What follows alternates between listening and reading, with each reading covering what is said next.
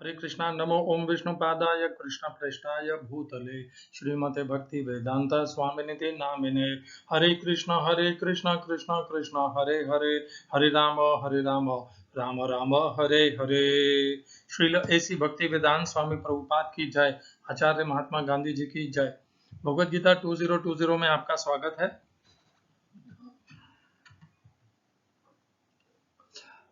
आठवें अध्याय का 25वां श्लोक है। आज हम दो श्लोक करेंगे चर्चा, 25 और 26। कल हमने जो चर्चा की थी उसमें भगवान ने कहा कि अब वो दो मार्ग बताएंगे। उन दो मार्गों में जो भिन्नता है वह यह है कि एक मार्ग से जाने वाला व्यक्ति, जीव, पुनः संसार में जन्म लेता है और दूसरे मार्ग से इस शरीर का त्याग करने वाला पुनः जन्म मृत्यु के चक्र में नहीं फंसता है। तो इस प्रकार दो मार्गों का भगवान 8वें अध्याय के 24वें श्लोक में वर्णन करने का कहते हैं, 23वें श्लोक में। और 24वें श्लोक में भगवान कहते हैं, पहले मार्ग का वर्णन करते हैं, ये वो मार्ग है जहां से गए हुए जीव या योगी पुनः संसार में जन्म नहीं लेते। अग्नि ज्योतिरः शुक्लः क्षणमासा उत्तरायणम तत्र प्रयाता गच्छन्ति ब्रह्म ब्रह्म विदो जनाः। यहाँ पर विशेष करके भगवान ने एक ये मार्ग जो है ये उनके लिए है जो ब्रह्म अर्थात वेदों को जानने वाले हैं। ब्रह्म यहाँ पर सूचक है वेदों से, जो वेदों को जानने वाले हैं, ये मार्ग उनके लिए है। यह मार्ग उन्हीं के लिए खुलता है, प्राप्त होता है जो वेदों को जानने वाले हैं और जो भगवान में आस्था रखते हैं और परब्रह्म को प्राप्त करना चाहते हैं। वे इस प्रकार उत्तरायण के शुक्ल पक्ष में ज्योति दिन के प्रकाश में अग्नि की उपस्थिति में प्रयाण करते हैं इस संसार से और पुनः लौट करके नहीं आते। आज भगवान हमें बताएंगे दूसरे मार्ग की, जहां से गए हुए जीव पुनः इस संसार में जन्म लेते हैं। तो वह मार्ग है धूमो रात्रिस्तथा कृष्ण षण्मासा दक्षिणायनम तत्र चांद्रमसम ज्योति ही योगी प्राप्य निवर्तते। हिंदी अनुवाद गीता यथारूप श्रील प्रभुपाद द्वारा। जो योगी धुएं रात्रि कृष्ण पक्ष में या सूर्य के दक्षिणायन रहने के 6 महीनों में दिवंगत होता है, वह चंद्रलोक को जाता है किंतु वहां से पुनः पृथ्वी पर चला आता है। English translation Gita as it is Swami Prabhupada. The mystic who passes away from this world during the smoke, the night, the moonlit fortnight, or in the 6 months when the sun passes to the south, or who reaches the south planet again comes back. इस श्लोक में प्रयोग किए गए संस्कृत शब्दों के अर्थ हैं धूमो, धुआं। यहाँ पर यह अंधकार का सूचक है। पहले वाला जो श्लोक था वहां पर था अग्नि ज्योति ही, ज्योति का विपरीत होता है धुआं, अंधकार। तो यहाँ पर ये जो धुआं है, धुएं से अंधकार उत्पन्न होता है। तो धुएं से ज्यादा महत्वपूर्ण है ये जो प्रदान करता है धुआं अर्थात अंधकार। धूमो रात्रि, रात्रि ही, रात तथा और कृष्ण पक्ष षण्मासा 6 मास की अवधि दक्षिणायनम, जब सूर्य दक्षिण दिशा में रहता है। दूसरी पंक्ति तत्र, वहां चांद्रमसम, चंद्रलोक को, ज्योति ही, प्रकाश, योगी प्राप्त करके निवर्तते, वापस आता है। इस श्लोक का तात्पर्य गीता यथारूप स्वामी प्रभुपाद द्वारा। भगवान के तृतीय स्कंद में कपिल मुनि, भागवत के तृतीय स्कंद में कपिल मुनि उल्लेख करते हैं कि जो लोग कर्मकांड तथा यज्ञ कांड में निपुण है वे मृत्यु होने पर चंद्रलोक को प्राप्त करते हैं। ये महान आत्माएं चंद्रमा पर लगभग 10,000 वर्षों तक देवों की गणना से रहती हैं और सोमरस का पान करते हुए जीवन का आनंद भोगती हैं। अंततो गत्वा वे पृथ्वी पर लौट आती हैं। इसका अर्थ यह हुआ कि चंद्रमा में उच्च श्रेणी के प्राणी रहते हैं, भले ही हम अपनी स्थूल इंद्रियों से उन्हें देख न सकें। अगला श्लोक 8वें अध्याय का 26वां श्लोक। शुक्ल कृष्ण गति येते जगत शाश्वते मते एकया यात्यना वृत्तिम अन्यया वर्तते पुनः। हिंदी अनुवाद गीता यथारूप स्वामी प्रभुपाद के द्वारा। वैदिक मतानुसार इस संसार से प्रयाण करने के दो मार्ग हैं, एक प्रकाश का तथा दूसरा अंधकार का। जब मनुष्य प्रकाश के मार्ग से जाता है तो वह वापस नहीं आता, किंतु अंधकार के मार्ग से जाने वाला पुनः लौट कर आता है। माफ कीजिएगा, यहाँ पर इंग्लिश की जगह भी हिंदी ही हो गया है, तो हिंदी इंग्लिश को छोड़ना पड़ेगा। इस श्लोक में प्रयोग किए गए संस्कृत शब्दों के अर्थ हैं शुक्ल प्रकाश, कृष्ण शुक्ल तो शुक्ल पक्ष होता है, शुक्ल अर्थात चलिए शुक्ल अर्थात प्रकाश बराबर है, कृष्ण अर्थात अंधकार, गति जाने के मार्ग ही निश्चय ही एते ये दोनों जगत के भौतिक जगत का शाश्वते वेदों में मते मत से। दूसरी पंक्ति एकया एक के द्वारा याति आता है,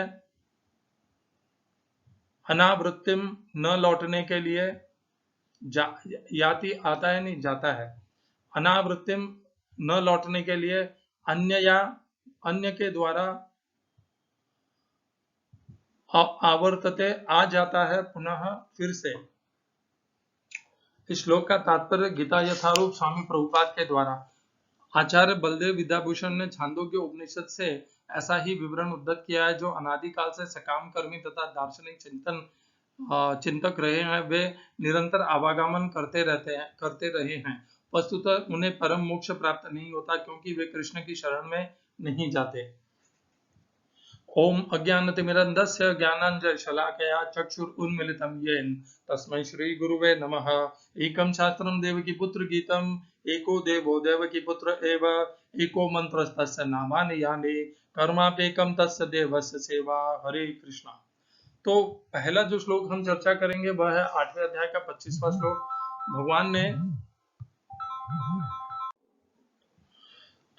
ने 8वें अध्याय के 25वें श्लोक में पहले तो कहा दूसरे वाले मार्ग का वर्णन किया।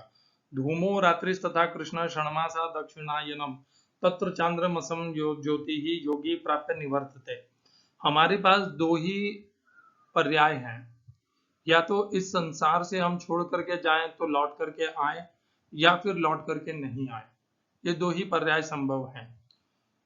यदि हम लौट करके आते हैं तो हम 8वें अध्याय के 25वें श्लोक के अंतर्गत आते हैं, जिससे गया हुआ मनुष्य या जीव पुनः इस संसार में आता है। परंतु इसके पहले यह भी बताया गया है कि वह चंद्रमा के लोकों पे, उच्चतम लोकों में, चंद्रमा कोई बहुत उच्च लोक नहीं है, पर पृथ्वी से उच्चतम लोक है, इतना कह सकते हैं। तो इस प्रकार के चंद्रमा जैसे उच्च लोकों में रह करके वहां पे भोग करके सुख की प्राप्ति करके पुनः पृथ्वी पे जन्म लेता है। यह हो गया उनके विषय में। अब दो मार्ग भगवान यहाँ पे बता चुके हैं। 8वें अध्याय के 24वें श्लोक में भगवान ने वह मार्ग बताया जिससे गए हुए मनुष्य वापस पुनः नहीं आते। 25वें श्लोक में भगवान ने वह मार्ग बता दिया जिससे गए हुए मनुष्य और जीव पुनः इस संसार में जन्म लेते हैं। ये दोनों करने बताने के पीछे भगवान का क्या उद्देश्य है? यही उद्देश्य है। देखिए, ये जब अध्याय प्रारंभ हुआ तब भगवान ने इस अध्याय का प्रारंभ कहाँ से किया?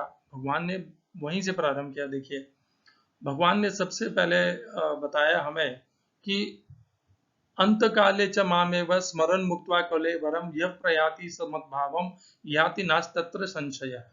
यम यम व्यापि स्मरण भावम त्यजत्यन्ते कलेवरम तम तमेवैति कौन्तेय सदा तद्भाव भावितः। ये अध्याय वहां से प्रारंभ हुआ था। इस अध्याय की शिक्षा, अध्याय का नाम है अक्षर ब्रह्म योग।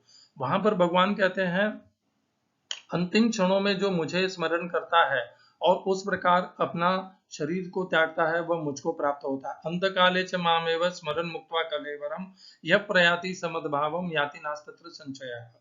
ये जो दोनों मार्ग भगवान ने बताए 8वें अध्याय के 24 और 25वें में, इन दोनों में उन्होंने भगवान को स्मरण नहीं किया है। यदि वे भगवान को स्मरण करते तो वे भगवान के नित्य शाश्वत सनातन सुखलोक वैकुंठ लोक गोलोक को प्राप्त होते, परंतु ये उन मनुष्यों के विषय में है, उन योगी जनों के विषय में है, उन जीवों के विषय में है जो भगवान को नहीं स्मरण करते अंत काल में, जिनकी श्रद्धा नहीं है, जिनका समर्पण नहीं है भगवान श्री कृष्ण के प्रति। तो ऐसे में वो क्यों, ऐसी क्या साधन है जिससे वो पुनः, उनमें से ज्यादातर मनुष्य तो वापस आने ही है, क्योंकि भगवान ने बताया जब तक उनका स्मरण नहीं होगा तब तक मनुष्य उनको पा ही नहीं सकता। तो ये जो पहली वाली जो प्रकरण है, 8वें अध्याय का 24वां जो मार्ग बताया है कि उससे जो जाते हैं वे पहले ब्रह्मलोक तक पहुंचते हैं, और ब्रह्मा के अंत में वे और ज्यादा संशुद्ध होते होते वे सीधे नहीं पहुंचते भगवान के पास। उनका अभी मार्ग और तय होना बाकी है, बस इस पृथ्वी पर नहीं होता है उनका तय, उनका उच्चतम लोकों पर मार्ग तय और अभी संशुद्धि होनी उनकी बाकी है, और वे वहां पे संशुद्धि करके फिर भगवान के पास पहुंचते हैं। ये अर्थ इसका निकाला जा सकता है जो भगवान के दिए हुए श्लोकों से जिसका तदात्म्य बैठता है। जो 8वें अध्याय के 25वें श्लोक में है वो तो सीधे सीधे हम सभी विषय लोगों के विषय में है, जहां पर हमने भगवान के प्रति पूर्ण समर्पण किया नहीं है, अनन्य चेता होकर के हम भगवान की भक्ति में लगे नहीं है, तो हमारा तो पुनः इस संसार में आना निश्चित ही है। और जो पहले गए हैं अग्नि ज्योति यह शुक्ल षणमासा दक्षिणायनम, अभी उनमें भगवान की श्रद्धा नहीं है, परंतु उनमें पवित्रता है, वे वेदों के जानने वाले हैं, वेदों में विश्वास और श्रद्धा रखने वाले हैं, तो वे पहले तो शुद्ध और संशुद्धि पाते हैं उच्चतम लोकों पे, और वहां से वे भगवान को प्राप्त होते हैं। उनका वह जो आगे का मार्ग है वह स्वयं भगवान द्वारा निर्धारित होता है। भगवान जो सबके हृदय में निवास करते हैं, ईश्वर सर्वभूतानां हृदयर्जुन तिष्ठति भ्रामयन् सर्वभूतानि यंत्रारूढ़ानि मायया, भगवान ही उनके मार्ग का निर्देश करते हैं और उन्हें अंत में स्वयं के धाम ले जाते हैं, क्योंकि वे इस प्रकार का उनका कर्म का विधान है, इसीलिए वे वहां पे पहुंचते हैं।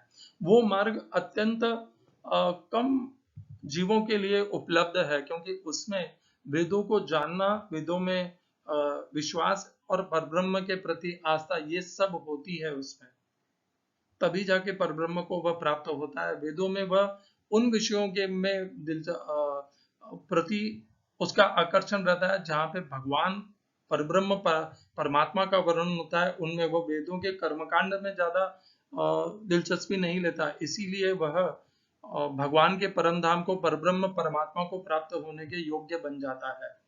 और बाकी हम सब 8वें अध्याय के 25वें श्लोक में आते हैं। आप तो इन दोनों ही श्लोकों की व्यर्थ में इनके ऊपर ज्यादा विचार करना छोड़ दीजिए, क्योंकि 8वें अध्याय के 26वें श्लोक में स्वयं भगवान भी यही कहते हैं, शुक्ल कृष्ण गति यते जगत शाश्वते मते एकया यातना वृत्तिम अन्यया वर्तते पुनः। ये भगवान पहले ही बता चुके हैं 8वें अध्याय के 23, 24, 25 इन श्लोकों में। यहाँ पर भगवान स्वयं यही कह देते हैं कि दो ही प्रकार की गति है, तीसरी नहीं है, दो ही है। शुक्ल कृष्ण गति यते जगत शाश्वत है, शाश्वत पुरातन जब से ये सृष्टि प्रारंभ हुई है और ये हमेशा ऐसे ही रहेगा, दो ही प्रकार की गति रहेगी, शाश्वत है ये, कभी कम और ज्यादा नहीं होंगे, दो ही गति रहेगी, एक जिससे जाकर के पुनः लौट के नहीं आते और एक जिससे जाकर के पुनः वापस आते हैं। तो आप ऐसा समझ लीजिए भगवान भी देखिए कितना योजनाबद्ध है, उनके यहाँ इस संसार में आने और जाने का मार्ग निर्धारित किया हुआ है कि किस मार्ग से जाने से लौट के नहीं आना है और किस मार्ग से जाकर के लौट के निश्चित रूप से आना है। आगे भगवान बताएंगे कि हमें आगे, अब इस अध्याय के केवल दो ही श्लोक और बचे हैं, 27 और 28। इन श्लोकों की अब मैं और चर्चा नहीं करूंगा, क्योंकि आगे भगवान इन्हीं श्लोकों का खंडन करने वाले हैं, इसलिए मैं इनके ऊपर विशेष समय और आपकी ऊर्जा दोनों ही नहीं लेने वाला हूं। आगे के श्लोक में 27 और 28 में भगवान इस अध्याय का समाप्त करने वाले हैं, और वहां पर वे बताएंगे कि इन दोनों मार्गों के विषय में हमें कैसे व्यवहार करना चाहिए। हरे कृष्णा। श्रील एसी भक्ति वेदांत स्वामी प्रभुपाद की जय। आचार्य महात्मा गांधी जी की जय।